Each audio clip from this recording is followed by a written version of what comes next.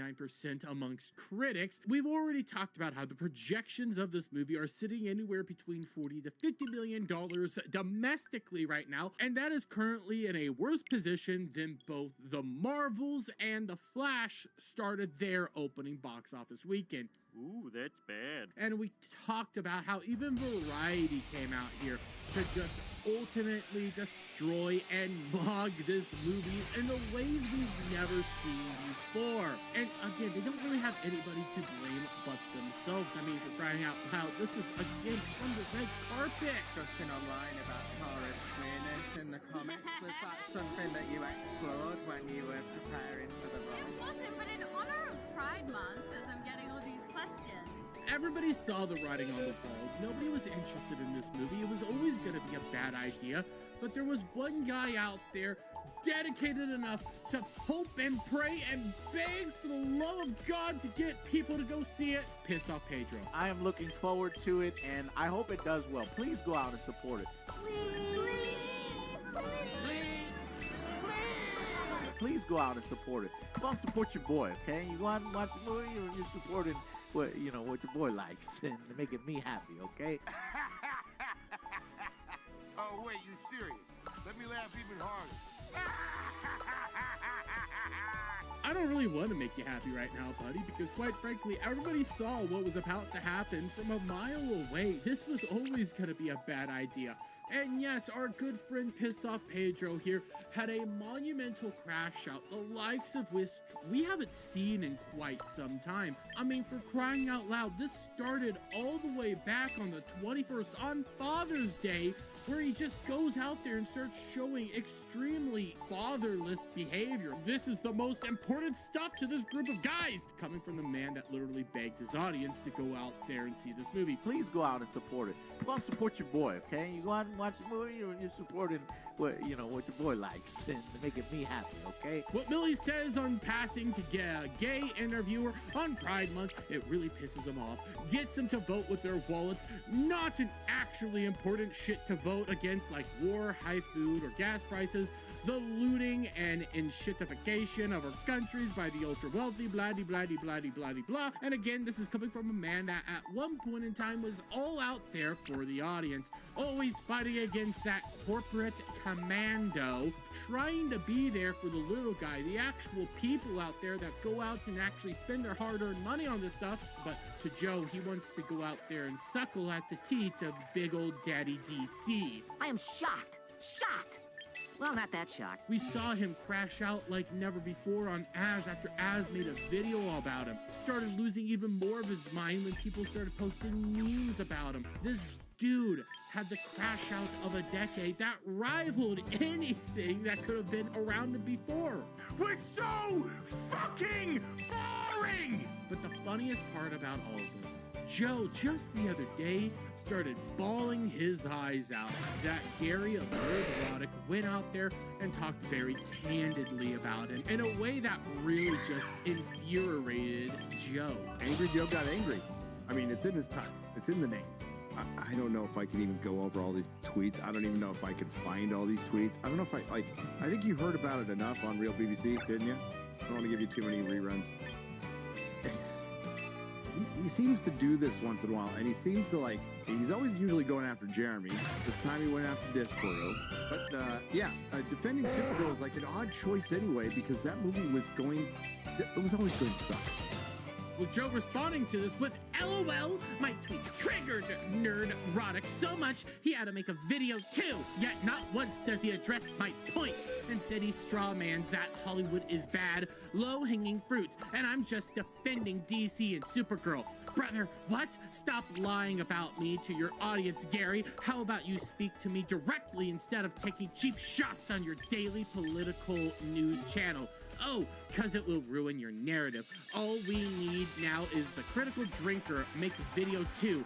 Here's my tweet that hurt y'all's friends feeling so much on Supergirl, so you can pick it apart for 40 more mins, and you can just call me up. Boy, that escalated quickly. Just gonna say, this really does read as like a jilted lover here, desperate for attention. Oh my God, Gary, please bring me on your more successful content show where you talk politics, I guess. I don't know what politics is talking about there. Gary predominantly just talks about Hollywood and geek culture and stuff like that. Even the clip isn't even that serious there.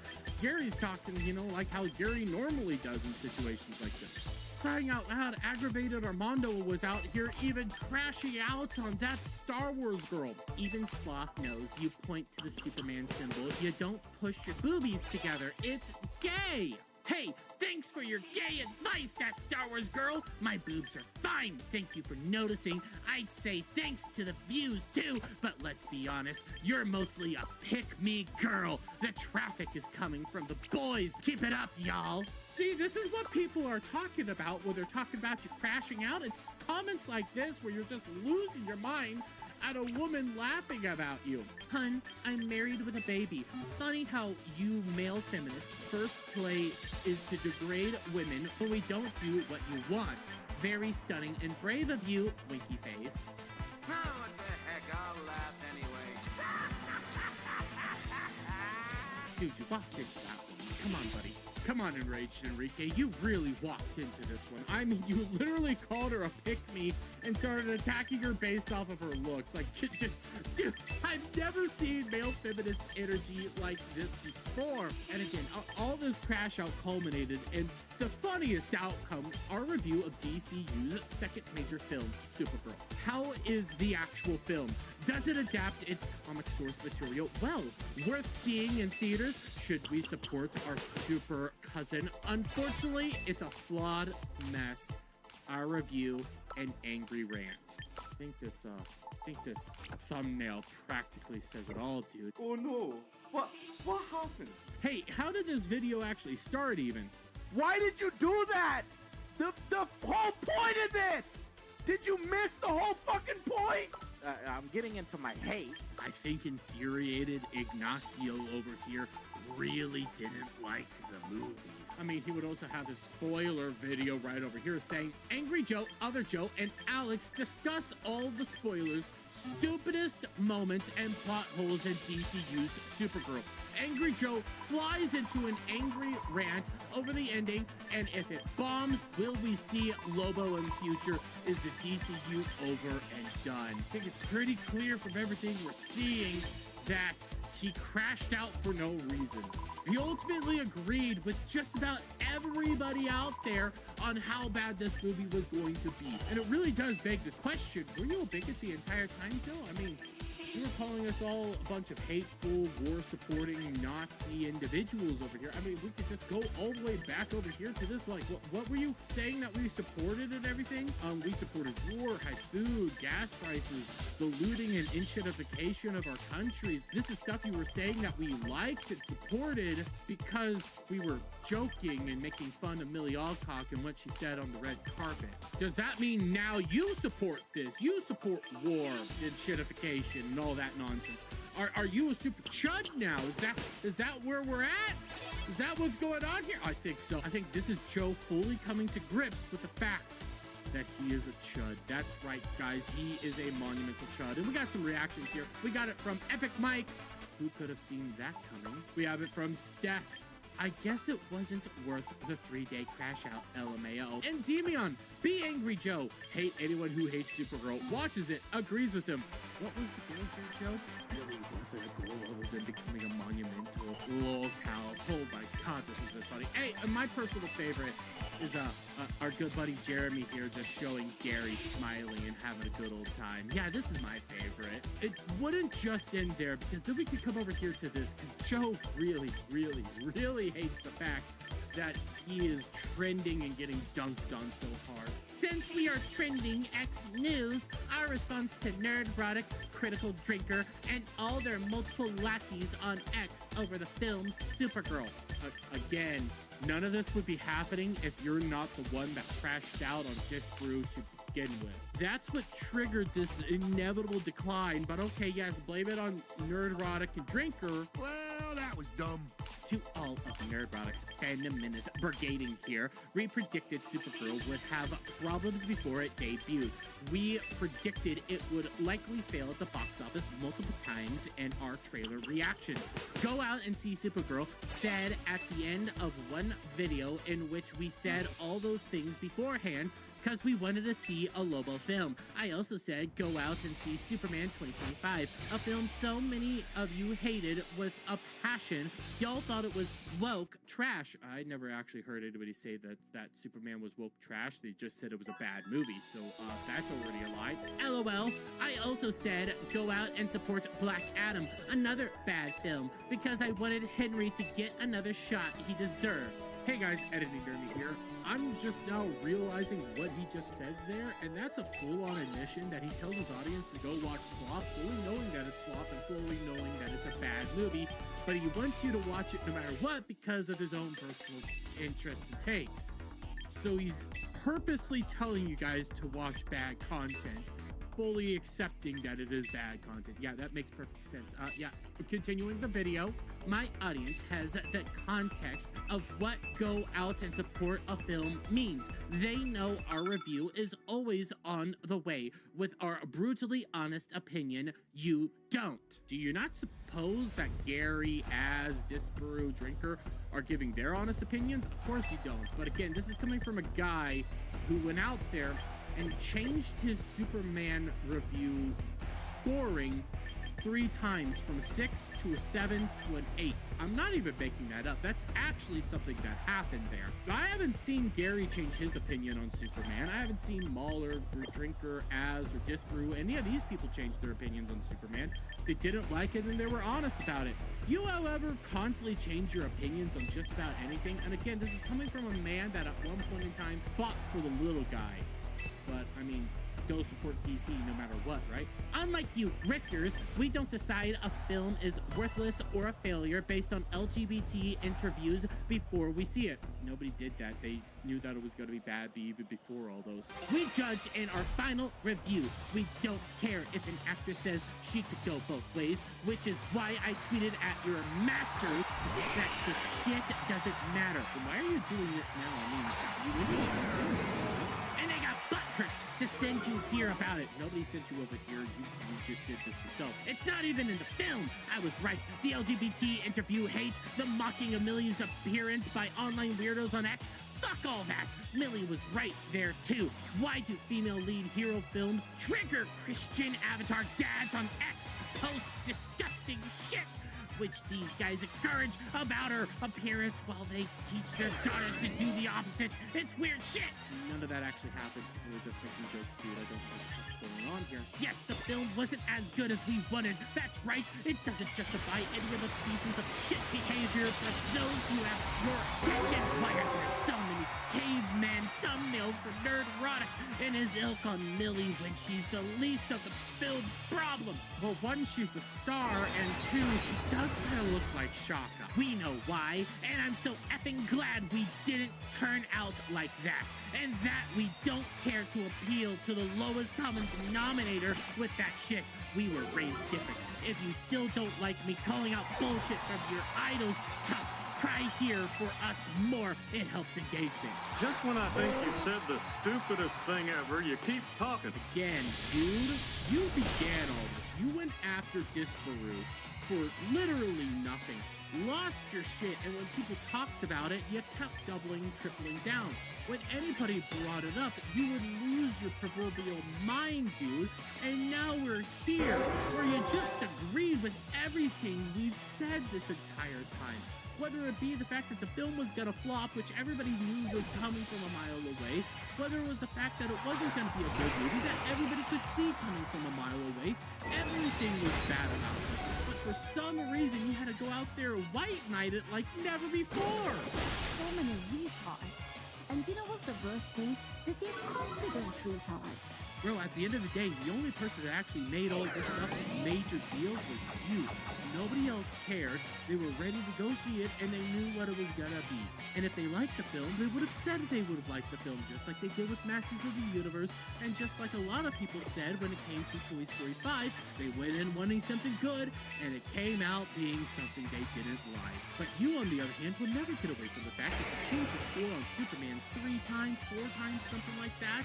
You constantly are kowtowing to your audience, you're scared out of your mind, and aren't honest at all when it comes to movies, films, or anything like that. Your video game reviews, pretty darn good, but when it comes to anything else put out by Hollywood, you're an atrocious man who would just laugh at your games because it's so easy to see what's about. But hey, keep crashing out, Joe. I'm pretty sure eventually you'll change your opinion of Supergirl as well.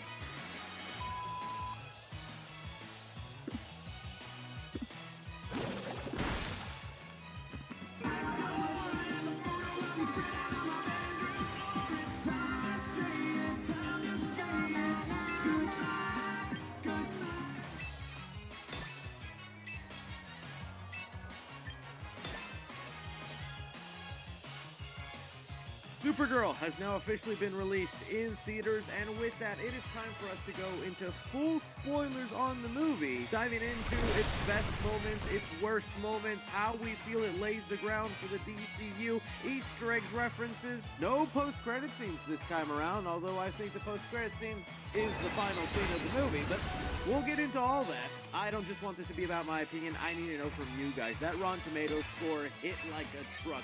I was not expecting it to be very high, but I was also not expecting it to actually be rotten. This is a bit of a misstep for the DCU. Is it over? Is it doom and gloom? Or do you think just a bump on the road, everything will be fine, we'll get Man of Tomorrow, and we'll be excited once again? But okay, getting on to it here. So I said with my opinion on this movie, I was disappointed. I came out kind of having high hopes because I read the Woman of Tomorrow comic, but I think even if I didn't, what the movie had presented for me just came out feeling so average. It was nothing that really made me so overly excited for what we could have with non-James Gunn directed DCU movies.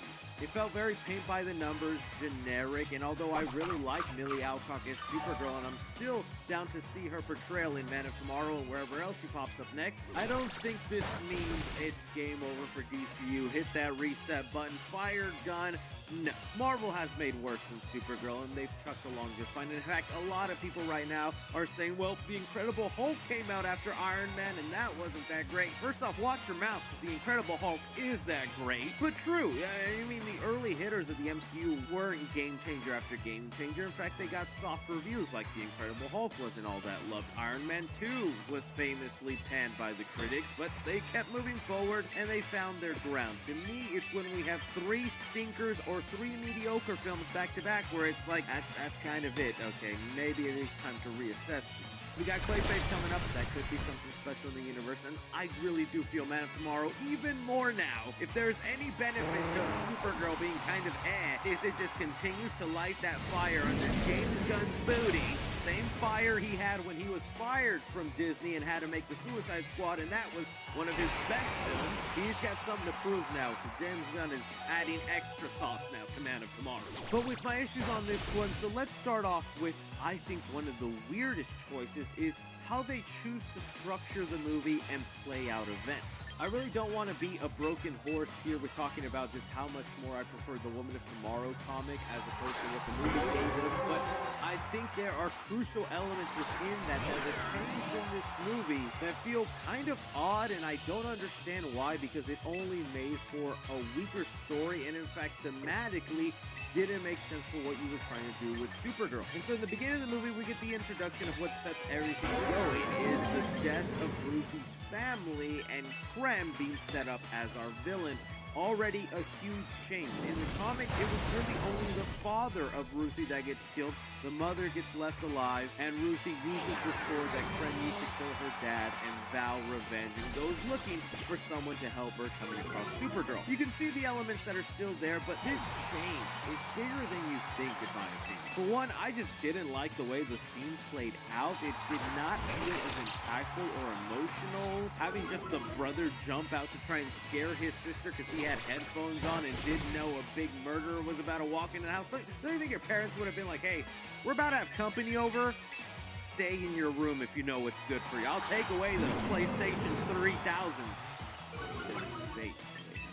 But no warning whatsoever, and Guy just randomly gets killed because he jump scared the villain a bit, and then, well, he kills all of the family and leaves Ruthie alive. To me, that is only a choice made for shock value to be like, look how evil this guy is. The whole family. It's definitely sadder, but I don't think in the context of the movie it works any better, especially when at the end of the movie she just goes, yeah, it's okay, Supergirl. My aunt down the street will take care of me. Could have just killed the dad and be like, now my mom needs me, you know? A big part of the movie could have been, don't have that full-on revenge. Don't risk your life because you still have family that needs you, and you haven't lost everything. Going with this, my aunt can take care of me. It didn't work the same. Then when we go on to Supergirl's motivation in here, I understand why here they changed it to she needs a reason to go after Cram other than just, okay, fine, I'll help this girl. And so they set up the Crypto gets poisoned and they have 3 days to find the antidote or the dog dies.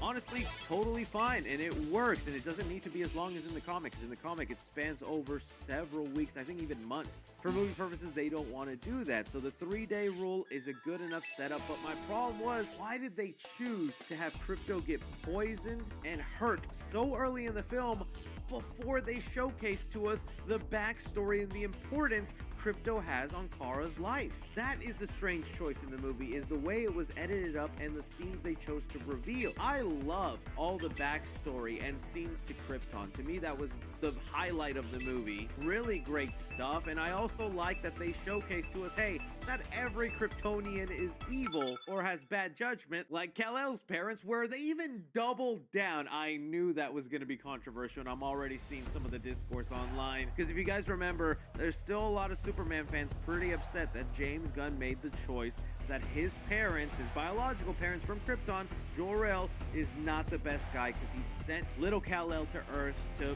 repopulate Krypton, dominate it. I mean, to this day, you can go on Reddit and online forums and people are like, no, the message was faked, it was altered, it was Brainiac, oh, his dad isn't Jor-El, that's actually General Zod. To me, that change wasn't as crazy, and I don't mind it for the story they were telling. It is definitely a big, risky choice, but here, they only confirm and double down. His brother, Zor-El, Kara's father, sees Superman being shot off as Krypton is crumbling and goes, oh look, there's Jor-El's son, Kal-El. They literally say the line, that sweet little baby's the conqueror of worlds, and we're like, oh my god. They said it, man. Jor-El called his little baby the conqueror of worlds. What an interesting choice. Who knows how that'll all come into play later, but Zor-El isn't like that. He doesn't want to just send off his daughter and to be part of this conquering of a new planet. He wants to continue living with his family and hoping that he can thrive and live. And they have really great scenes telling Kara's like, you'll be good, you'll be great. Kind of the parents they were hoping Jor-El would be. Like, again, just fascinating stuff that they included that into the movie. So it's not a fake message, and whatever theories you have, you can squash that. James Gunn is not changing. But all those scenes honestly should have been earlier in the film, should have maybe have been the beginning to really show the pain Kara's going through, the loss of her family, and how the day her mother died, she met little baby Crypto, and that was the thing that made her hold on to living, keep going, and is the only piece of her planet she has left. And then boom, have the scene of him being poisoned, possibly dying. There you go. You set up a great reason for why Kara desperately wants to save Crypto. I think maybe they're just going based off, hey, you saw Crypto and Superman, so you already like the dog, right? So that was a strange choice. Other elements of the movie and changes from the comics that I just don't know why it needed to happen in here, and it's the thing that a lot of people are going, oh, it's kind of like Mad Max, is them having their versions of the bride. These underage girls that are being trafficked, kidnapped, and sold as sex slaves. Honestly, pretty dark stuff, and again, is only shock value added onto Krem as opposed to genuine fear. They're just making him do the most evil, awful things they can think of, and that should be enough to warrant him as a great villain, but that's not the case. In the comic, there was no such thing as women being trafficked or enslaved like this. Instead, they actually had a deeper thing going on that I don't know why they didn't do, because it makes so much better sense in the context of the movie, where as they're trying to find Krem, and everywhere he goes, they end up coming across villages or planets that have been destroyed or killed off thanks to Krem. And it really hurts Supergirl because she's seen what happened to her planet. Only difference is her planet died of a natural disaster, the core of that planet dying out. Here, though, we are seeing the source of that genocide.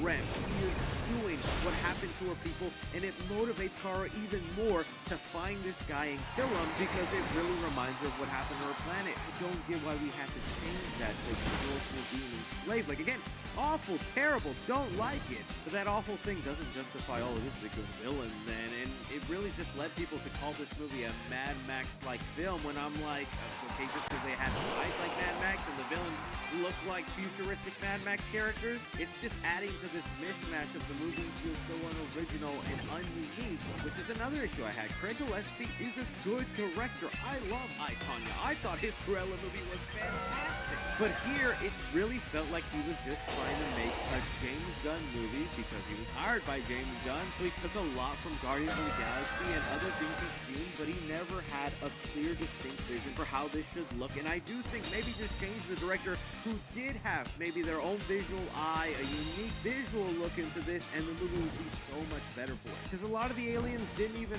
feel as creative as like they sometimes do in the Guardians films. The inclusion of the Walkman, her listening to the music, and the awful needle drops in this movie. Can we talk about that one in the final scene? It's like a cover version of a song, and it just feels so out of place, doesn't make sense. And again, there's an art form to a needle drop, and James Gunn makes it look easy. And I just don't think Craig Gillespie had the right, music taste for that moment. They don't even use the Call Me song from the trailers in here. That would have worked way better than what they did. I just couldn't believe they even had a similar sequence of Kara like drifting off in space and getting this like frozen look that they do in Guardians. Like, so much of it feels ripped out of other stuff, where it's cool if you've never seen Guardians and Mad Max and all these other things. And yeah, I can see why this film is enjoyed by some people. It's gonna find its audience because, again, I stand by, it's just an average okay movie. It's fine, but fine is not what the DCU needed. Continuing on though with what I was saying,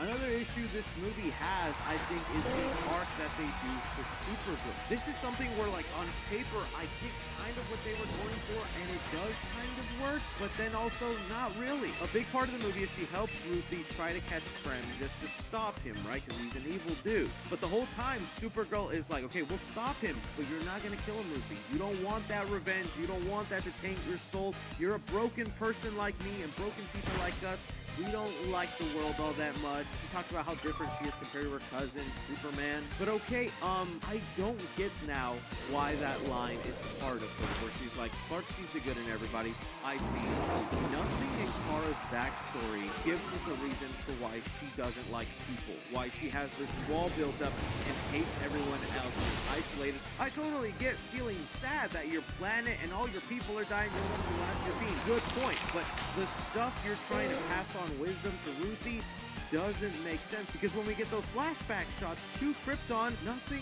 is really anybody's fault. The planet corroded, the core was bad, the chunk saved off thanks to her father, everybody lived happily forever after for like 15, 16 years, until the kryptonite in the soil started poisoning everyone, and everyone died. And then her dad was like, well, okay, I guess I'm gonna do what your uncle wanted to do and send you to Earth. I think they should have gone further with it and had the city collapse, have a food shortage, then start not trusting everyone because it's like, hey, we're dying and you said we would be okay. Citizens of Krypton start attacking her dad. Like, maybe seeing the collapse of her people, or heck, somebody from Krypton killing her dad, and maybe Kara killed him in return, so she knows what it's like to get revenge and still feel empty. But we got none of it. Everyone in her life has been nothing but nice and sweet to her. Her family is really good, really nice, passing on these heartfelt messages of be good, be kind.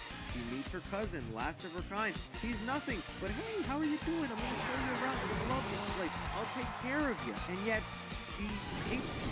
She doesn't like anybody, and she says, I see the truth in people. From what? Who has wronged you? Who has done something bad to you for you to feel that way with others? That was a big key thing missing in Kara's backstory that they just didn't want to do for some reason. And so when it comes to her wanting to take away the kill from Ruthie and take that away from her, Kara's never had to do that or know that experience to where we see fine. I'm totally okay with Supergirl killing in general. She doesn't have to be like Superman, super goody two-shoes, and have a no-kill rule. No, Supergirl is different. And this movie was supposed to showcase why she's different, why she's darker, but I think the movie even failed in that sense. And so that ending arc where she doesn't let Ruthie kill her and then she gets to do it and then she finds peace in herself, and somehow doing that mission makes her realize, I should help people.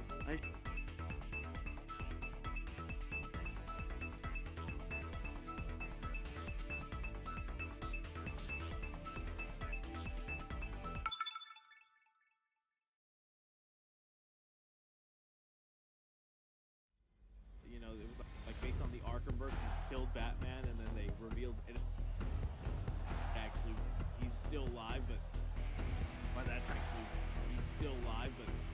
time, nobody was even playing the game anymore, paying attention.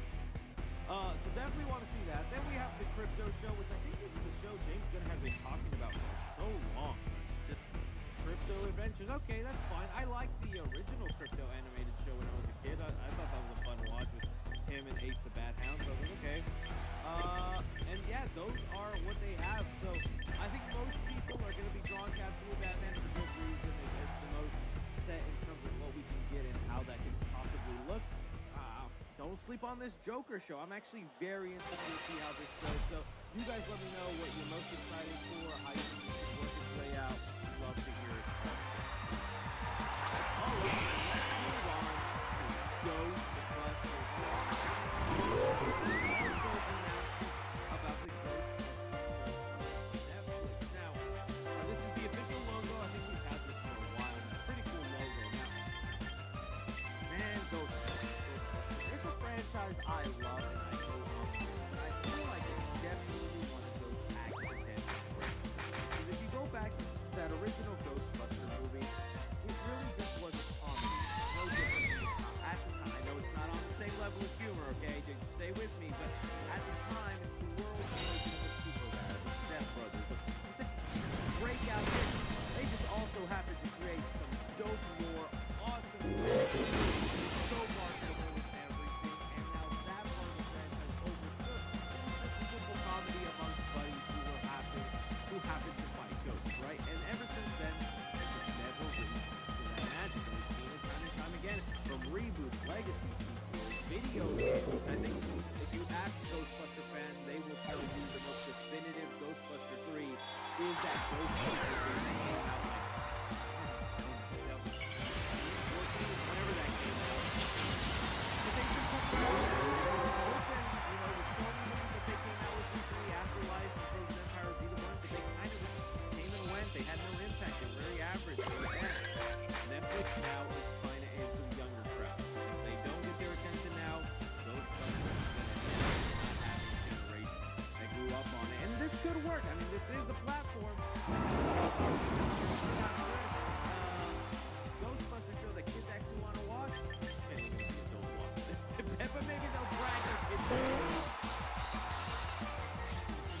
You're going to watch 10 episodes of this. The bonding. Yes, I know my weekend was doing. Your mother's boyfriend, Jeff, is better.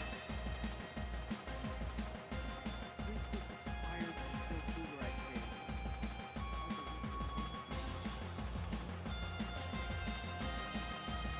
Reliving my trouble. Anyways, back to what we were saying. All right, let's get into some of these story details. So, for one, the animated team did give us this photo, which honestly, this concept photo does not match at all what I was thinking the show would look like.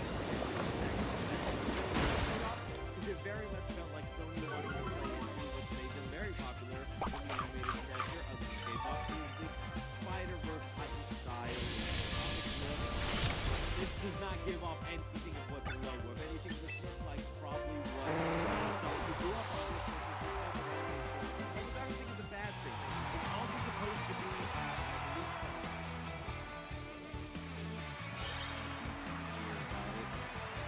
supposed to be set, I believe,